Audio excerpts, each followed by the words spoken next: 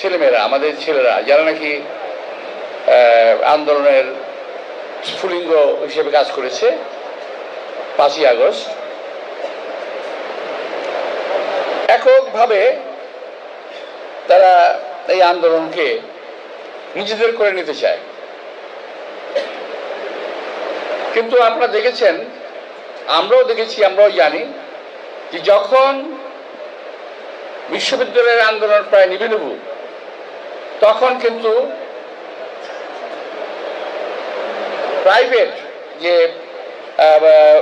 আমাদের বিশ্ববিদ্যালয়গুলো আছে, প্রাইভেট বিশ্ববিদ্যালয়গুলো সামনে এগিয়ে আসে, সাধারণ মানুষ সামনে এগিয়ে আসে, আমরা এগিয়ে যাই। আমাদের বিএনপির রাজনৈতিক কর্মী 462 জন মারা গেছে, এর মধ্যে 462 জন বিএনপি কর্মী মারা গেছে। তো নিশ্চয়ই নেতৃত্বে একজন থাকবে, পিছনে হাজারো লোক থাকবে, কিন্তু এককভাবে কেউ কারো দাবি করা ঠিক না। এতে কিন্তু জনমনে বিভেদ সৃষ্টি হবে, একের প্রতি অপরের বিদ্বেষ সৃষ্টি হবে। এই যে আমাকে কথা বলতে হচ্ছে, আমি এই কথাটা বলতে বাধ্য এই কারণে 71 সালে মুক্তিযুদ্ধে অংশগ্রহণ করেছি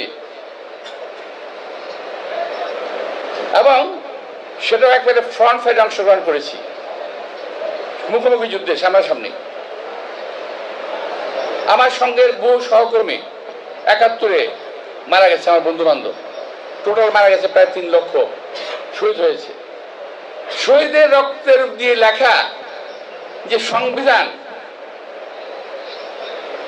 সেই সংবিধানকে যখন কবর দেওয়ার কথা বলা হয় তখন কিন্তু আমাদের কষ্ট লাগে। আমরা তোমাদের সিনিয়র হিসেবে, তোমাদের অগ্রজ হিসেবে আমরা কষ্ট পাই যে এটা কি করছে, কথাটা এইভাবে বলাকে ঠিক হলো? ওই সংবিধানে যদি খারাপ কিছু থাকে নিশ্চয়ই সেটা বাতিল যোগ্য। যদি নতুন করে সংবিধান লিখতে হয় তাও তো লিখতে হবে আগের অমুক সালের সংবিধান বাতিল করে এই সংবিধান জারি করা হলো, এটা তো লিখতে হবে। তো সুতরাং এই সংবিধানকে সংশোধন করা যাবে। আমি বলবো আজকে যাদের, যদি কেউ, আমার ভুল হতে পারে, আর প্রথমেই আমাদের সন্তানদের কাছে, অর্থাৎ যারা এই ঘোষণা দিয়েছেন বৈষম্য ছাত্র আমাদের ভাইদের কাছে, সন্তানদের কাছে অনুরোধ জানাবো, কথাগুলো বোঝার চেষ্টা করবেন, ভুল বুঝবেন না। সেটা হলেই এই ধরনের কথা কিন্তু ফ্যাসিবাদের মুখ থেকে আসে, কবর দিয়ে দেব, মেরে ফেলবো, কেড়ে ফেলবো, এই সমস্ত কথা কিন্তু ভালো কথা নয়। আমরা কি তাহলে 71 সালে কি করলাম? আমার প্রশ্ন যে 71 সালে জাতি কি করলো? আমরা কি অন্যায় করেছিলাম?